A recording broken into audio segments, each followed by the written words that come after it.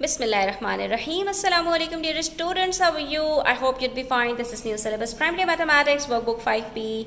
Chapter number 14 Properties of four-sided figures. Parallelogram हमने start किया था. आज उसी कंटिन्यूएशन में हम वर्कशीट नंबर 1A के क्वेश्चन नंबर 4 करेंगे पेज 124 पे. तो बच्चों हाथों में पेंसिल्स ले लीजिए, वीडियो एंड तक जरूर देखिएगा. अच्छी लगे तो लाइक कमेंट शेयर कीजिएगा. चैनल सब्सक्राइब नहीं किया तो प्लीज़ सब्सक्राइब कर लीजिए. बढ़ते हैं क्वेश्चन नंबर 4 की तरफ. आप एक फिगर देख सकते हैं जिसका नाम है WXYZ या ABCD. ठीक है, ये जो इसके एंगल्स हैं WXYZ एंगल्स हैं और इस फिगर का नाम है ABCD. अब ये फिगर ABCD हमारे पास पैरेललोग्राम नहीं है क्योंकि यहाँ पर हमारे पास सिर्फ दो साइड्स पैरेलल हैं. ये वाली जो साइड है AD, ये साइड BC के पैरेलल नहीं है, इसलिए हम इसको पैरेललोग्राम नहीं कह सकते. और जिसके अंदर हमारे पास फोर साइडेड फिगर के अंदर सिर्फ दो साइड्स पैरेलल हों तो उसको हम कहते हैं ट्रेपीजियम. ठीक है, तो ये एक ट्रेपीजियम है. लेकिन इसमें आपसे कह रहे हैं ये कि आप ये बता दीजिए कि इस फिगर ABCD के अंदर has one pair of parallel sides, तो वो कौन सा साइड है? तो वो आप देख सकते हैं कि line AB is parallel to DC. तो आप यहाँ पर ये जो पैरेलल का सिंबल दिया हुआ है इसमें क्या लिखेंगे? Line AB is parallel to DC. ठीक है, और इसी से रिलेटेड जो आपका पार्ट B है वो ये है कि the sum of each pair of angles. हमने ये बात पढ़ी थी कि जो दो एक साथ एंगल्स होते हैं कौन से? Between the pair of parallel lines, जो पैरेलल लाइंस के बीच में होते हैं. ये दो पैरेलल लाइंस हैं, इसके बीच में पेयर ऑफ एंगल्स कौन से होंगे? या तो A और D होगा और इसी तरह से B और C होगा. ठीक है, तो ये जो आपके पास पेयर होता है पैरेलल लाइंस के बीच में, ये हमेशा इक्वल होता है 180 डिग्री के अंदर. हमने लास्ट वीडियो में ही ये डिस्कस किया था. अगर आपने अभी तक वो वीडियो नहीं देखी है तो मैं डिस्क्रिप्शन में आपको उसका लिंक शेयर कर दूंगी, वो वीडियो आप जाकर देख लीजिए. तो आपको पता चल जाएगा कि हमारे पास जो दो पैरेलल लाइंस होती हैं उसके अंदर जो हमारे पास पेयर ऑफ एंगल्स होता है वो हमेशा 180 डिग्री के बराबर होता है. इसका मतलब ये हुआ कि एंगल W और एंगल Z का जो सम होगा वो बराबर होगा 180 डिग्री के.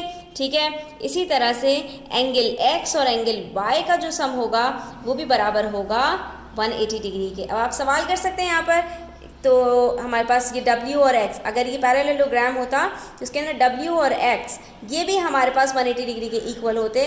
लेकिन क्योंकि यहाँ पर हमारे पास लाइन AD के पैरेलल लाइन BC नहीं है, ये अगर लाइन ऐसी होती यानी कि इसके पैरेलल होती तो ये वाला जो एंगल बनता है, ये एंगल, सिर्फ ये वाला एंगल, ये हमारे पास जो है वो X और W 180 डिग्री के बराबर हो जाता. लेकिन अब आप देख सकते हैं कि ये इतना बाहर जा रहा है क्योंकि ये लाइन BC हमारे पास पैरेलल नहीं है AD के, तो इसलिए ये 180 डिग्री के बराबर नहीं होगा. ठीक है, अब आ जाइए क्वेश्चन नंबर 5 पर. यहाँ पर आप देख सकते हैं कि आपके पास अगेन एक ट्रेपीजियम है जिसके अंदर आपके पास ये वाली साइड और ये वाली साइड बराबर है, यानी पैरेलल है. सॉरी, बराबर नहीं है, पैरेलल है.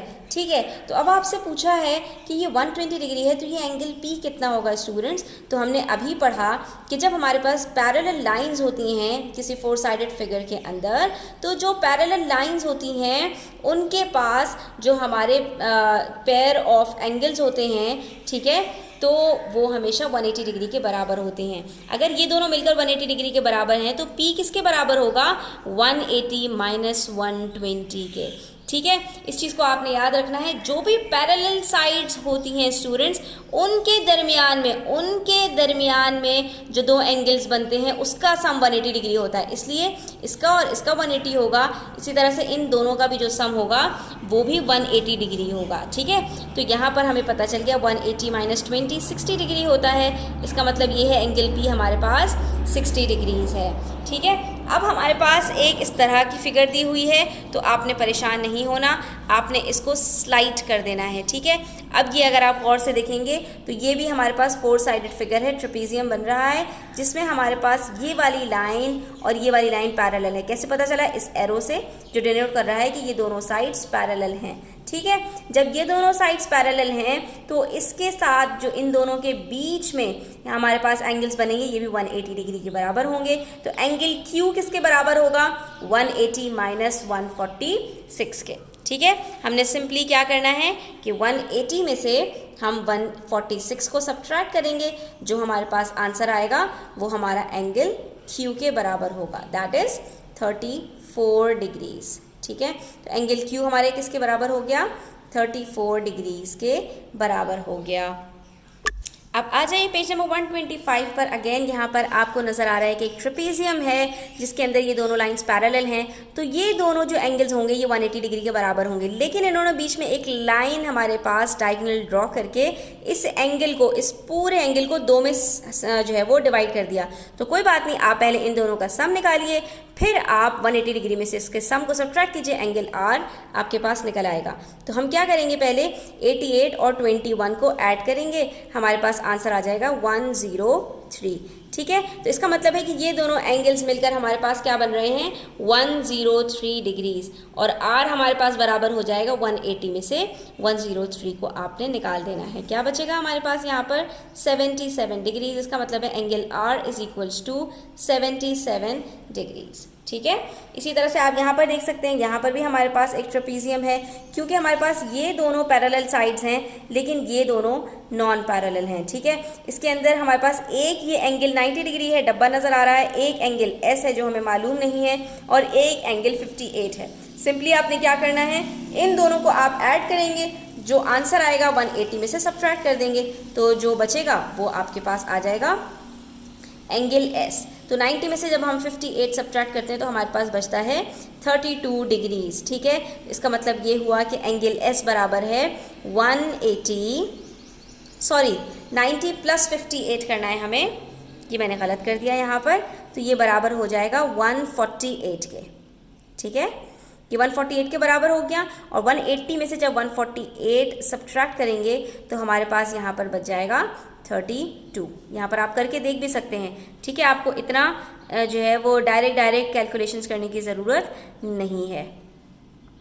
ये देखिए 32 हमारे पास यहाँ पे बच रहा है। इसका मतलब ये हुआ कि angle S is equals to 32 degrees. अब आप देख सकते हैं कि हमारे पास 32 प्लस 58 कितना होता है, 32 प्लस 58 हमारे पास होता है 90, और 90 प्लस 90 हो जाता है 180 डिग्री। इसका मतलब है हमारा आंसर बिल्कुल करेक्ट है। ठीक है, इसी तरह से पार्ट ई देखिए। पार्ट ई में अगेन हमारे पास ये एक पैरेललोग्राम है।